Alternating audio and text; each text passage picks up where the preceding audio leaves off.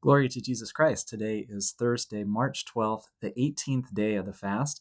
We continue reading from the Diary of a Russian Priest, but for a moment we'll go a little back in time to the Sunday of Orthodoxy, the first Sunday of Great Lent, which was not that long ago. And the epistle that we read on that Sunday is from Hebrews, and the very end of that epistle is the very beginning of chapter 12 of Hebrews, which says that therefore we also, since we are surrounded by so great a cloud of witnesses, let us lay aside every weight and the sin which so easily ensnares us, and let us run with endurance the race that is set before us, looking unto Jesus, the author and finisher of our faith, who for the joy that was set before him endured the cross, despising the shame, and has sat down at the right hand of the throne of God. How beautiful it is to hear the words that Jesus is the author and the finisher of our faith.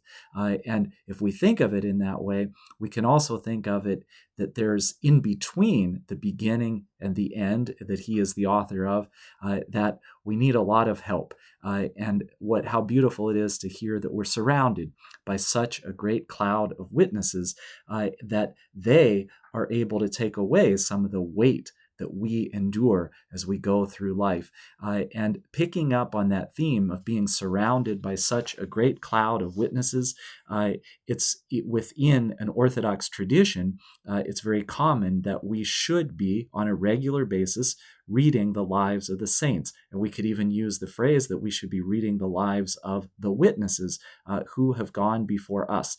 And Father Alexander, in his diary, will pick up on that, and we'll actually hear about that for 2 days in a row. We'll hear it today and tomorrow. So he writes from the diary, all do not realize with equal seriousness the great significance for our spiritual life of meditation on the lives of the saints. Some go so far as to say, I have the Gospels, I have Christ, I need no intermediaries. Some do not actually utter these self-assured words, but on the other hand, neither do they appeal to the saints during periods of spiritual depression, and who has not had such experiences? For what is a saint? A man like ourselves, but one who, having followed the right path, has found that which we all seek, God. Why then should we not study them and follow their example? Strictly speaking, we all share the same aim, sanctity, according to the measure of our powers. And so Father Alexander is encouraging us that we would read the lives of the saints, be familiar with them. And I thought it fitting on this particular day, and this just happened randomly. We know there's no accidents, that if we actually go back to yesterday, March 11th, one of the saints remembered is Saint Sophronius, Patriarch of Jerusalem. He was born around the year 560. And the reason I mention him specifically is that we're getting closer to the Sunday of St. Mary of Egypt, the fifth Sunday of Great Lent, and it's St. Sophronius who wrote her life. And so we know that about him. So how wonderful it is to know that little nugget about St. Sophronius.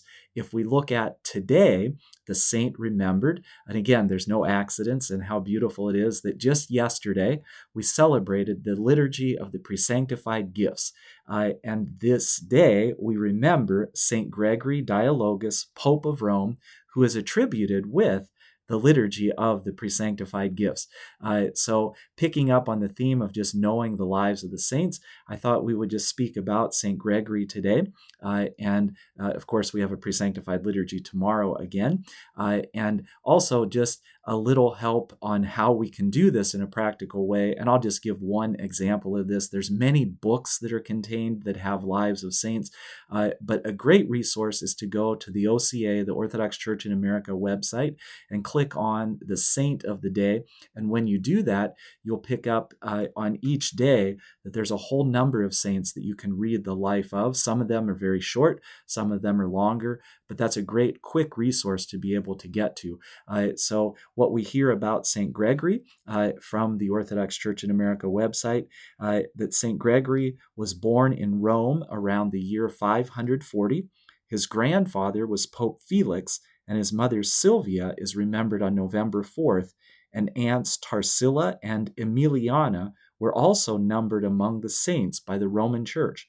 Having received a most excellent secular education, he attained high government positions. Leading a God-pleasing life, he yearned for monasticism with all his soul. After the death of his father, St. Gregory used his inheritance to establish 6 monasteries. At Rome, he founded a monastery dedicated to the holy apostle Andrew the First Called, where he received monastic tonsure. Later, on a commission of Pope Pelagius II, St. Gregory lived for a while in Constantinople. There he wrote his commentary on the book of Job. After the death of Pope Pelagius, St. Gregory was chosen to the Roman see. For 7 months, he would not consent to accept this service, considering himself unworthy. He finally accepted consecration only after the persistent entreaties of the clergy and flock. Wisely leading the church, St. Gregory worked tirelessly in propagating the Word of God. St. Gregory compiled the Liturgy of the Presanctified Gifts in the Latin language, which before him was known only in the verbal tradition. Affirmed by the Sixth Ecumenical Council, this liturgical service was accepted by all the Orthodox Church. He zealously struggled against the Donatists and the heresy of the Donatists, which argued that Christian clergy must be faultless for their ministry to be effective and their prayers and sacraments to be valid. So he argued against that heresy, and he also converted the inhabitants of Brittany, pagans and Goths, who had been adhering to the Arian heresy, to the true faith. St. Gregory headed the church for 13 years, ministering to all the needs of his flock.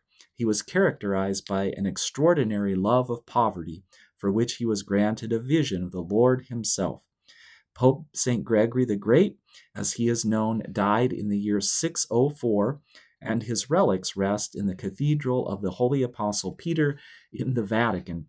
So again, thinking of St. Gregory as we celebrate the liturgy of the presanctified gifts, and also hearing in his life that when he was elected to be the bishop, that he did not want to do that. He found himself to be unworthy and tried for 7 months to stay away from that.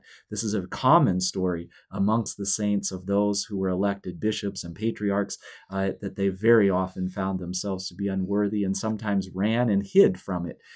But eventually they were caught and then fulfilled their office. Thanks be to God.